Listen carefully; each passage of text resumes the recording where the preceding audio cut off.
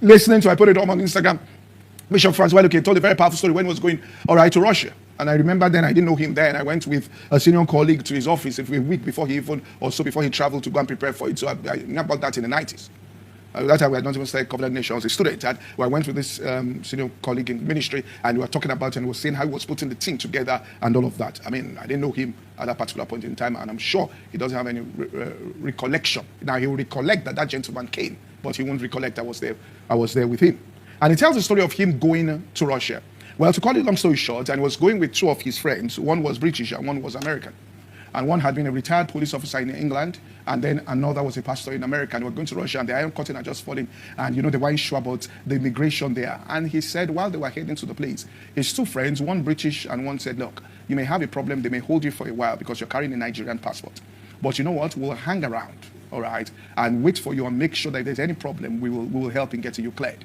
So when they arrived, he said he had fear in his heart. Those words put fear, but he still had courage and went on. And he began to pray.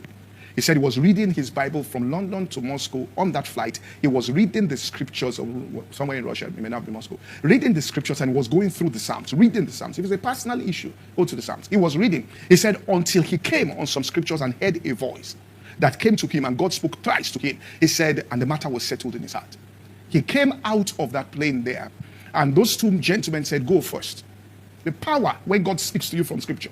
He said, go first. And so if there's any problem, we'll handle it. He said, well, he went there, gave them the passport. He said, what are you doing? He said, I'm a preacher. The man didn't know what a preacher was. Evangelist. He said, what's that? I preached. What are you talking about? He said, so he went into his bag, and they had warned them about Bibles and his briefcase, and tried to bring out. And the Bible came out first. And he had a book he had written, Alone with God. And he said, the man said, no, bring it. Let me see what it is. Bring that thing. And he gave him the Bible. He put aside and saw the book and saw Francis Wale Oke and looked at his passport. Your friend said, yes. Your Francis okay, yes. He said, no problem, you can go in.